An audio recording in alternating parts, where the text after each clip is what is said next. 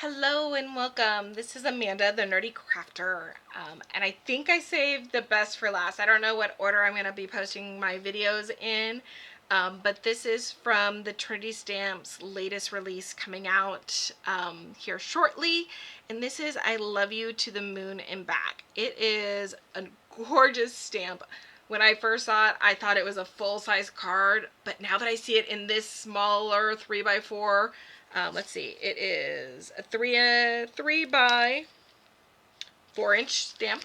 That's what I thought. Just double checking my measurements for us. I think it adds a lot of pop and can be really cute on any of your projects. This is going to go great in albums, on cards. And today I'm going to be watercoloring this. So I'm bringing in a set of watercolors that it's newer to me. It's a company that I found at Creativation last year. It's a stone ground paint company. And I'm going to watercolor this. These paints are absolutely gorgeous. They have them swatched up here at the top, and they have a lot of iridescence built into them. On a lot of my projects here, I've been utilizing the Lisa Horton Interference inks, but for this, I think I want to add some actual watercolor. So I'm going to pull out my watercolor pan here. I'm going to open it up. So the first thing I like to do with my watercolor pan is get my inks activated. So I'm going to move my project aside because we don't trust us. And I'm just going to spray my inks. Allow them to sit for just a second and allow that color to come in. So what I've done is I've gone through and I've decided which colors I want to use, and I've mapped them out on here. We'll hope that I can stay with the colors and have them in the right order. Fingers crossed. But I'm going to be using a Roy G. Biv color spectrum, so it's going to be a rainbow color. So with that, I'm going to move my extra stuff from my card out of the way. This is Canson XL watercolor paper that I'm utilizing. I am watercoloring on the smoother side of the paper. Let me zoom in just a little bit here. So this is a smoother side. This back side here is more of, there's a textured side to it. Sometimes you can see it. Let me see if I can pull the light over a little bit. There you go. Now you can see that texture that's there? This side is fabulous if I'm doing something grainy, wood, something that I want a lot of texture to. I'll use this side of the paper. But most of the time I use this side of the paper. It does have a little bit of texture still to it, but not as much as that other side. When I am stamping, I generally use my stamp positioner, my MISTI, to stamp with.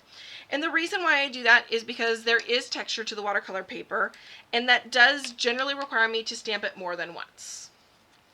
So, by having it in my stamp positioner, that allows me to do the more than once stamping and have nice, clean, crisp lines. The ink that I use when I'm doing my black is actually the VersaFine Clair. This pigment ink is one of my favorites for watercoloring. So it is a pigment ink for detailed. It's great for watercoloring. I do let it sit for a little bit before I watercolor, especially if I'm utilizing like a yellow. Yellow does tend to bleed a little bit.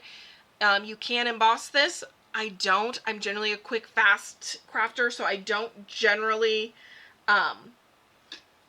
go in and emboss it afterwards. It would make watercoloring a little bit easier, but that would mean I'd have to plan a little bit ahead for that.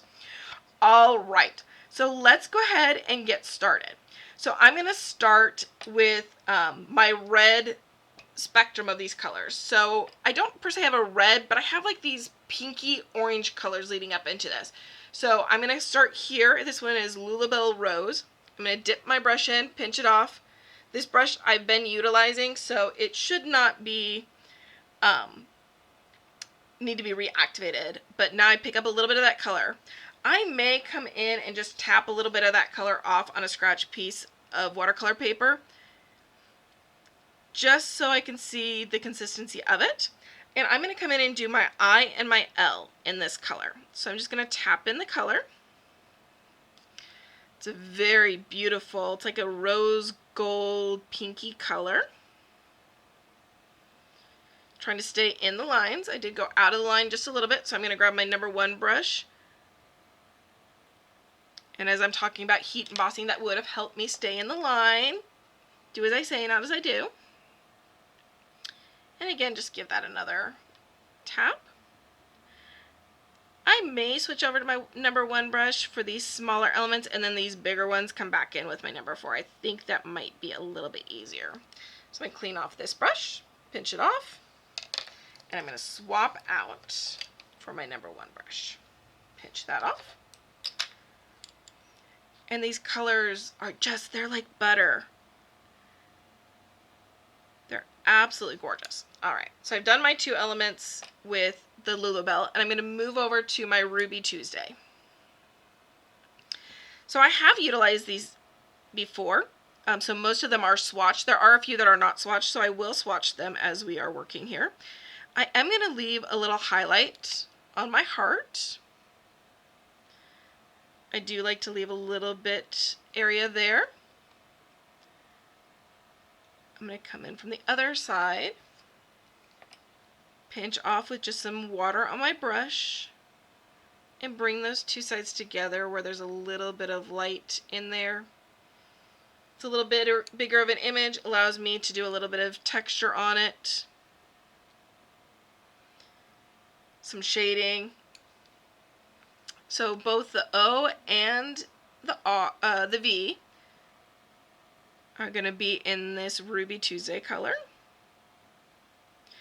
Now they actually hand mix these colors. I was sitting next to them. They were in the booth next to us at Creativation, and they were hand mixing the colors. It was spectacular to watch, and I've actually signed up for one of their landscape classes at this year's Creativation. So I'm really excited to go and learn some additional techniques. Last year I was working very hard and did not get as much time to play. So this year I made time to go in a little early to do some classes. All right, so now I'm going to move up to my pinks. So I'm going to go into my Flamingo Pink up here. Test that color. Beautiful. Okay, so this E and the Y and the U are going to be the Flamingo Pink color. Make sure I'm picking up the right color. And these are such small elements. Every once in a while you'll see I did do a little shading here. I may go back in and darken in a couple little spots to add some shading to it.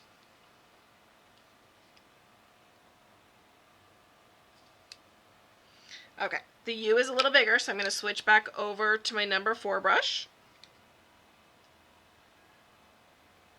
We would be here a long time if we were watercoloring with that number 1 brush on some of these larger letters. But let's just sit back, relax. I did go out a little bit, which I can correct with a little bit of water or paper towel, picking that up. Okay, so we are on the Flamingo Pink. Make sure I've got the right color. But just sit back and watch, relax. I'm going to go ahead and turn some music on so you can watch as I go through these colors and watercolor. Enjoy.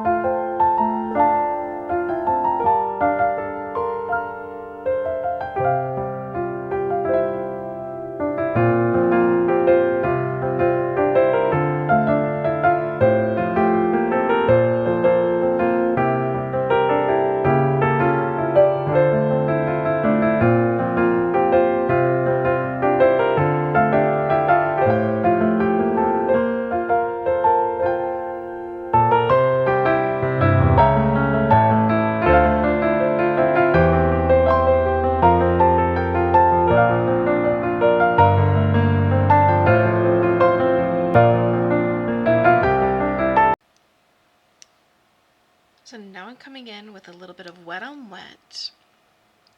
And I'm going to bring in some of this blue. I'll bring in some purple. I'm just giving a hint of sky behind here. I do want this to be wetter. We'll move a little bit. It doesn't have to go into every nook and cranny. It does not have to go from top to bottom. It just gives that hint.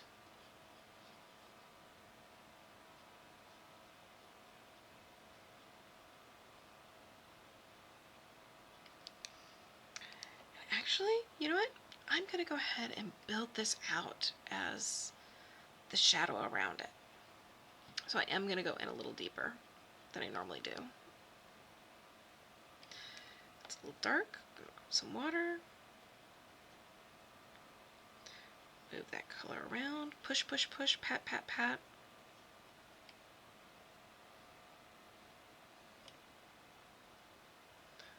Rules are made to be broken.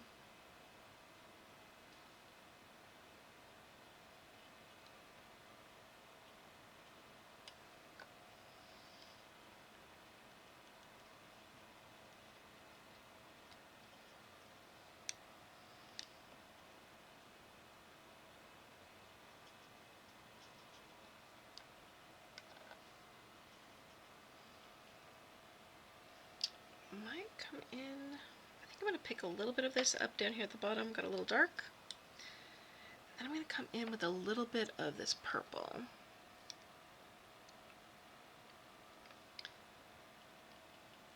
Again, we're building a galaxy background in the back.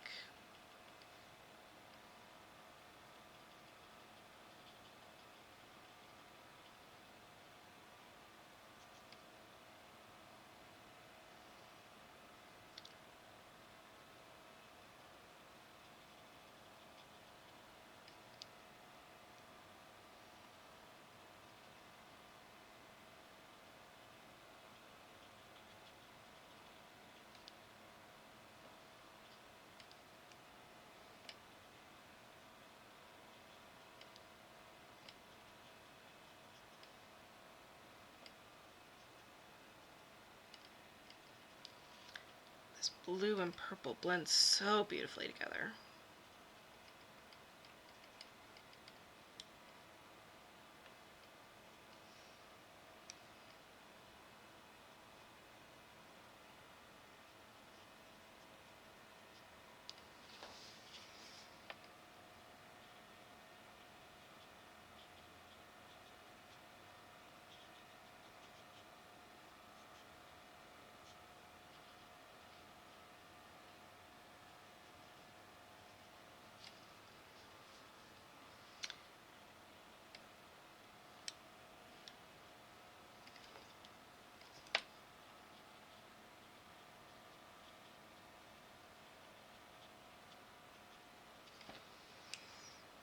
All right, we're going to let this sit and dry for just a second.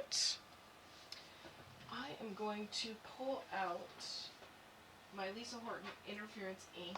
She has a white, and there is a white in this set, so I'm going to do a little bit of both of them, and I'm going to do a flicking technique with it. So, we're going to do the Cloud 9 Falling Snow. You will not be able to see it because it is white, but it is down on my mat. Now with this, I want to clean my brush really well because I'm picking up a white. I'm going to grab some white out of my tin. This is the Pearl White. And I'm going to pick up some white on my mat. And I'm going to come in and tap this white in.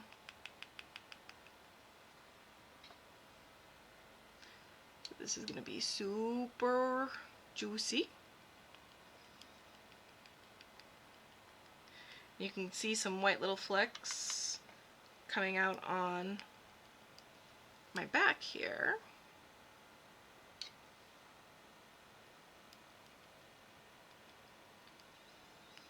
It's very, very light. Okay, let's see. Let's get a little bit more of that. So I'm going to be more purposeful then. because it's not coming out as much as I would like. So I'm going to be purposeful and come in and tap in some of this white. Got my #1 pen, or not pen, my brush. And I'm going into some of those darker areas.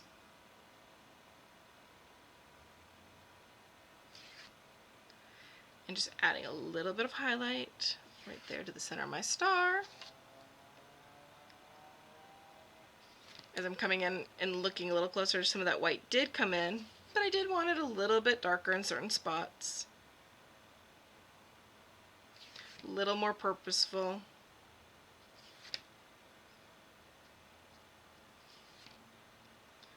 So cute. Oh, this I can tell is going to be one of my favorite things to color.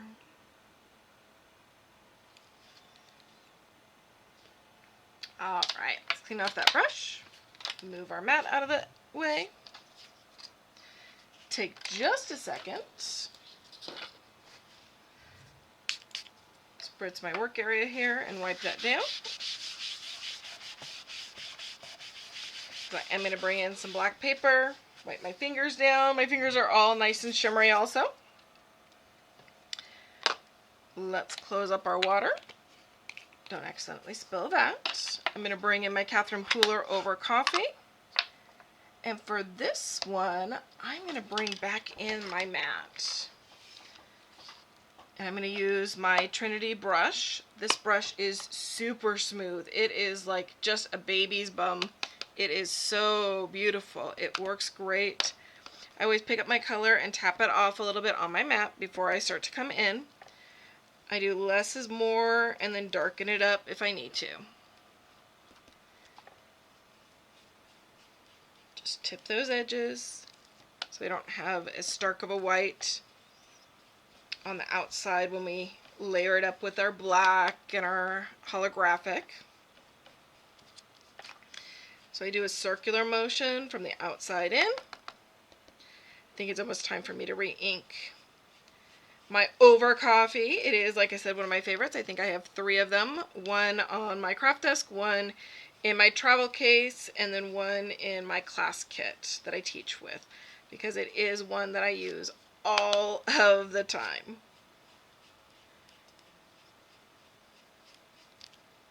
Perfect. Just a nice little hint around that outside edge there. And I'm going to go ahead and bring in, I'm going to move my mat out of the way and bring in my background. Okay, so we're bringing in the rest of our cardstock here so we can put this together. And look at that. Look how much shimmer is in those paints. We've got a lot of texture dimension. We've left some white in there. Oh, I don't know if the camera does this justice, but it is absolutely breathtaking. So that background is already dry. So I'm using our Trinity Craft Glue Friend. And I go a little bit in from the edges on this one because this one is a little thicker glue. So it does tend to move a little bit and it will come out towards the outside edge. As I gently press this down, I can come in and smooth it. I can bring in my scoring tool, which I've put in a very safe place, and burnish that down. Oh, I think I found it. My over coffee was hiding it. So again, just be very careful with that glue as it kind of comes to those edges. Just give it time. I'm pushing the glue back. And it looks like I actually cut an extra piece of black paper. It's perfect. Okay, and then I'm going to build now from the bottom up.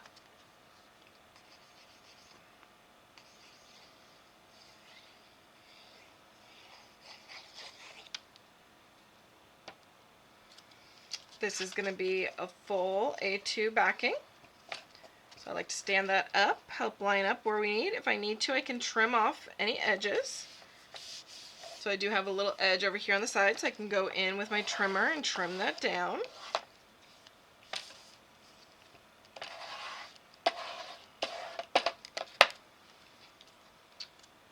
Come in with my metallic. Now my metallic, I have to be really careful with the glue, and the Crafty glue is a little bit thicker of a glue.